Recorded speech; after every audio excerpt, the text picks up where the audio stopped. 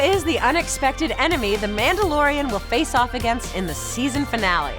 It's not just the Mandalorian, but the Women DeLorean and the Children DeLorean too, who have been enamored with the first live-action Star Wars television series, The Mandalorian, on Disney+.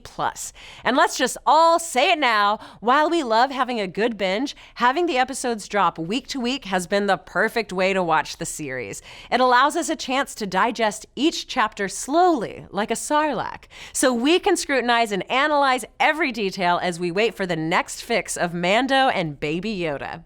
But all good things must come to an end, and it's sad to say that we are past the halfway point, which means press info is dropping about the season finale, specifically the episode synopsis.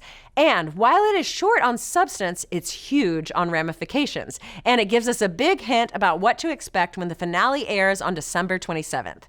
Now, before we go any further, there will be spoilers and speculation for The Mandalorian from here on out in this episode of Nerdist News, so if that's not your thing, then pause the video for now.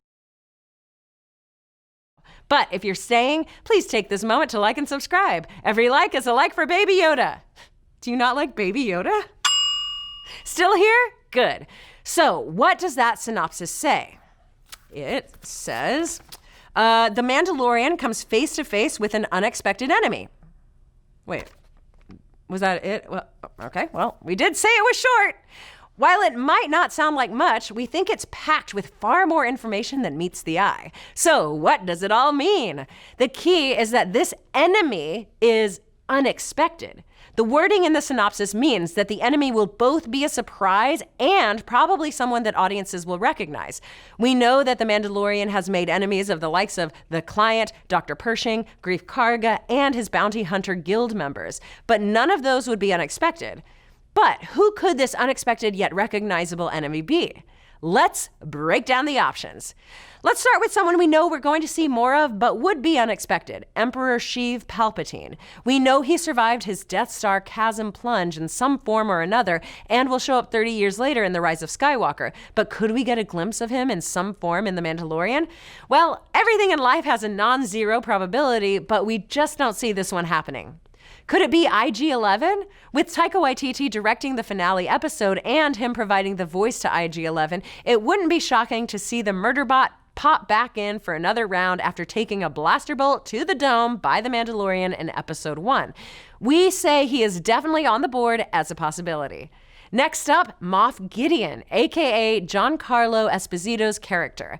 We're expecting to meet Moff Gideon in episode 7 of The Mandalorian, and based on his death troopers, he's definitely going to be a major thorn in Mando's side.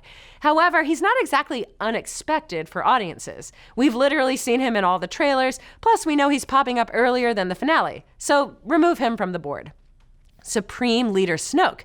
This could be a way to give Snoke some backstory on how he became so powerful in the Force, which many fans would still like to see.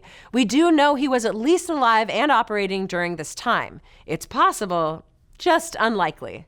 Speaking of unlikely but cool nonetheless, Mace Windu. Could the powerful Jedi Master have also somehow survived a deadly plunge only to return years later? Both Darth Maul and Palpatine somehow survived their falls. Mace Windu could show up as an adversary until he and the Mandalorian realize they're both trying to keep the Baby Yoda safe. Then Windu could secret Baby Yoda away to be trained somewhere in hiding. And Sam Jackson has teased out that he wants to return to the role. All in all, it's not likely, but a fan can dream. Next up, Grand Admiral Thrawn. This would definitely be an unexpected and rewarding character to bring into play for fans of Star Wars books, comics, Star Wars Rebels, and even the 1994 TIE Fighter game. Last we saw of the ultimate tactician, he was zoomed into the unknown regions by Ezra Bridger and some space whales in the finale of Star Wars Rebels. And knowing Dave Filoni's involvement in both that cartoon and The Mandalorian, it wouldn't be shocking to see Big Blue pop up. However, while this is very much a possibility, we're not sold on it because we get the feeling that Disney and Lucasfilm would want it to be a recognizable villain for audiences who have only seen live-action Star Wars so far. Which leaves us with some interesting possibilities, like the bounty hunters Darth Vader hires to track the Millennium Falcon in The Empire Strikes Back.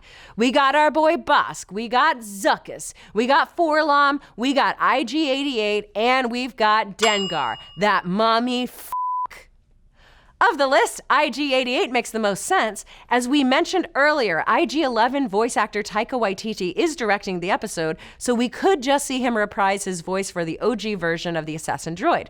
Makes sense to us, right? So there you go. All the possible... Oh, wait. Did you notice that we forgot someone from that list of bounty hunters? Well, you're right. We did, because we think this last option is the most probable. We think this unexpected enemy could be Boba Fett. Come on, it makes the most sense. It's someone everyone would recognize, and it would be pretty emotionally impactful for the show to have the real deal Mandalorian fight the imposter who just made a name for himself by wearing Mandalorian armor. But beyond this cathartic reason, it makes narrative sense as well by actually giving Boba Fett a chance to live up to his reputation as the most feared bounty hunter in the galaxy. And if the Mandalorian has beaten all the rest, the baddies would call in the best to take Mando down. Plus, imagine how cool it would be to watch Boba walk out of the shadows. We all freaked out when we thought we saw him for a second in the show already.